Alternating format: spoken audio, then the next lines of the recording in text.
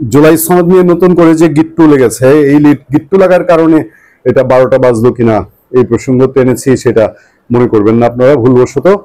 এই নতুন গিট্টুটা সম্পর্কে আমি আবার একটু আপনাদেরকে ধারণা দিব। তবে আমি 15 অক্টোবর যখন কথা বলছি সন্ধ্যা 7টা নাগাদ, সেই সময়ে প্রধান উপদেষ্টা ডক্টর মোহাম্মদ ইউনূস তিনি আবার বোধহয় শরবত নিয়ে বসেছেন রাজনৈতিক দলগুলোর সঙ্গেই নতুন গিট্টুর সমাধান করার জন্য, এবং আমার ধারণা এই ওনার এই গিট্টু টিট্টু সমাধান হয়ে যাবে। উনি তো ওই যখন জুস টুস খাওয়ান ডেকে যতবারই এর মধ্যে গত 14-15 মাসে ডেকেছেন রাজনৈতিক দলদেরকে মুচকি হেসে, কিছু বলাও লাগে না, গিট্টুগুলা যা যা আছে সমাধান হয়ে যায়। তো এবারে গিট্টুটা একটু জটিলতা আছে, কম না।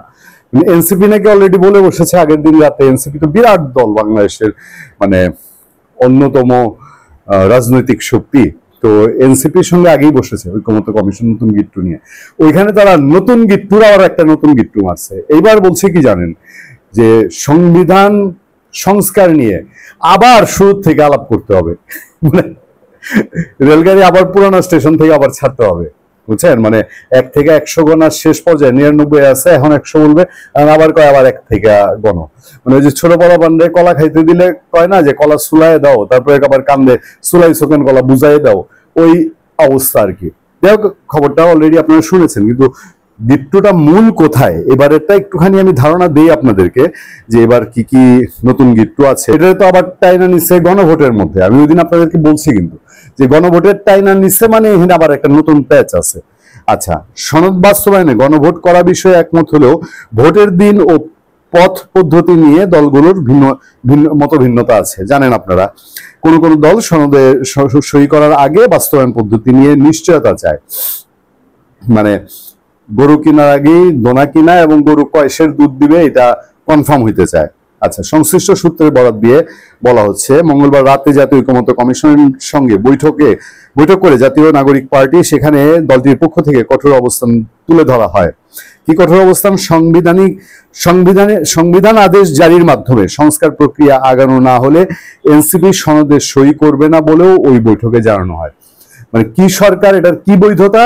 এরা পুরো সংবিধান চেঞ্জ করার জন্য, সংরক্ষণ করার মানে সংস্কার করার জন্য, সংশোধন করার জন্য সাংবিধানিক আদেশ দিয়ে বসবে।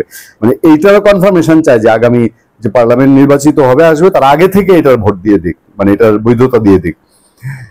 এনসিপি বলছে তারা মনে করে এর আগে জুলাই ঘোষণাপত্র প্রণয়নের সময় তারা ছাড় দিয়েছে, এছাড়া এবার আর ছাড় দেওয়ার কোনো সুযোগ নেই। তারা সংস্কার, বিশেষ করে সংবিধান সংস্কার প্রশ্নে নতুন করে পুরো আলোচনা শুরু করার পক্ষে।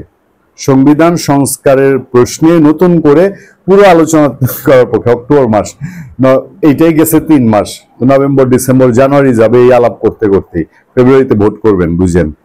এদিকে চূড়ান্ত করা জুলাই সনদ বাস্তবায়নের পন্থা উল্লেখ না থাকায় এই সনদে জামাতে ইসলামী সই করবে কিনা তা নিয়ে সংশয় আছে। তবে এ বিষয়ে দলটি এখনো চূড়ান্ত সিদ্ধান্ত জানায়নি। আজ রাতে এ নিয়ে দলটির বৈঠক হওয়ার কথা রয়েছে বলে দলীয় সূত্র থেকে জানা গেছে।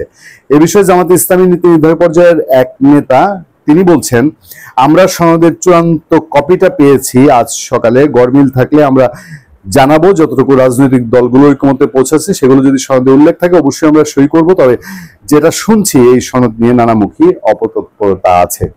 কেন সবটা পড়ছি, যে এখানে বিএনপি প্রসঙ্গটা আমাদের একটু জানা দরকার। বলা হচ্ছে, এছাড়া বামপন্থী একাধিক দলেরও সনদে সই না করার ইঙ্গিত আছে। অন্যদিকে বিএনপি সনদের অঙ্গীকার অংশে একটি ধারা যুক্ত করার প্রস্তাব করেছিল, কমিশন সেটা করেনি। আচ্ছা, এইগুলা আমি বলছি যে এইসব বহু কিছু শুনি আমরা, পরে ইউনূস সাহেব যখন আপনার ওই শরবত টরবত খাওয়ান এগুলার সমাধান হয়ে যায়। তবে তারা জুলাই সনদ সই করবে, ধরেন সই করবে, মানে অনেকটা হচ্ছে যে এখন কাবিন করে রাখলাম, বউ তুলে আনবো পরে আর কি, এখন সই করে রাখবে, তারপরে এটারে কেমনে কোথায় সন্নিবেশিত করবে এইরকম আলাপ। এখন এই আলাপ যে তারা নির্ধারিতভাবে ধরে আগাচ্ছে, গণভোট হবে, এই গণভোটে হ্যাঁ জয়যুক্ত হবে, ধরেন অ্যারেঞ্জ হ্যাঁ জয়যুক্ত। বাংলাদেশের আগে 3টা গণভোটের 2টাই সামরিক শাসকরা করে হ্যাঁ জয়যুক্ত করেছিল। শেষ পর্যন্ত কি তারা জয়ী হয়েছে? জিয়াউর রহমানের শাসন আমল ভিন্নভাবে শেষ হয়েছে, এরশাদ টিকে থাকতে পেরেছে, টিকে থাকতে পারেনি।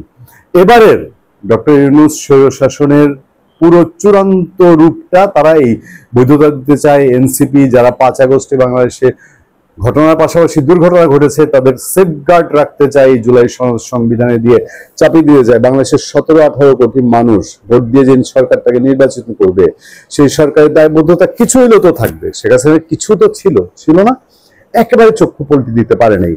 সেই দায়বদ্ধতা থেকে ভবিষ্যতে এই অসৎ উদ্দেশ্যে যদি জুলাই সনদ সংবিধানে সংযোজিত হয়, বাংলাদেশের 17-18 কোটি মানুষ মেনে নিবে। তাহলে যদি মেনে না নেয়, এই সনদের 12টা বাজবে না।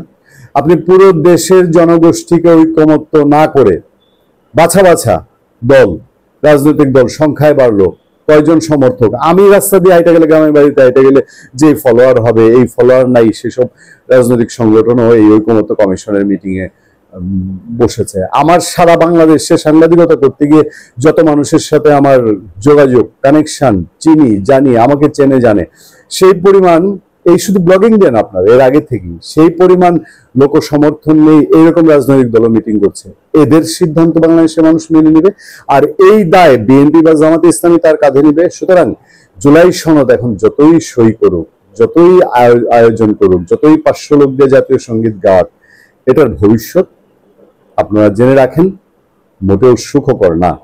ভালো থাকবেন, সুস্থ থাকবেন। আপনাদের সাথে আমি আতিক রহমান, পূর্ণিয়া।